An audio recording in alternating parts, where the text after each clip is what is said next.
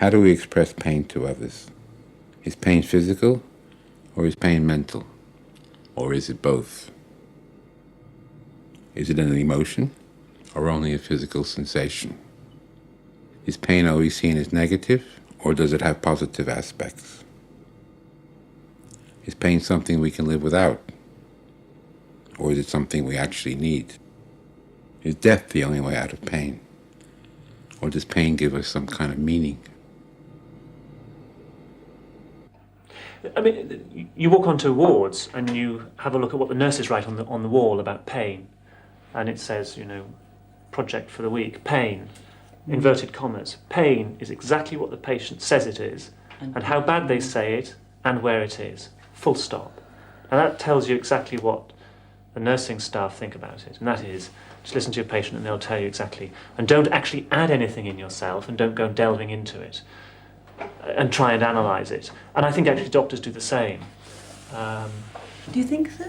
Yes, I think they do. I mean, you as I said before, you know, you use pain to make a diagnosis, and then once you've used it to make a diagnosis, you then alleviate it if it's associated with a diagnosis. It's very hard to explain pain. It's something that you wake up with every morning. I mean, I never feel like I get a good night's sleep.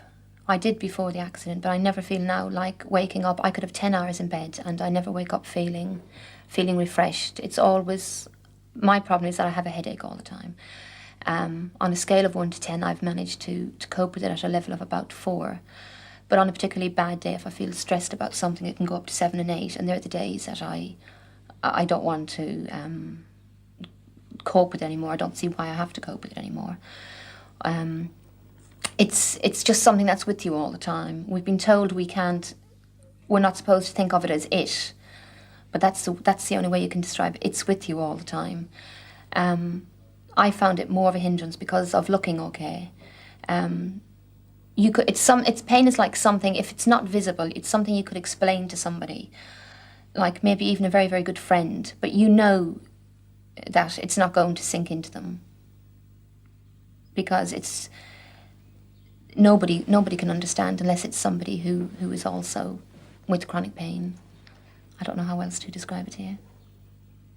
I remember in the hospital, a lot of people seemed to have the need to do these compulsive, repetitive movements.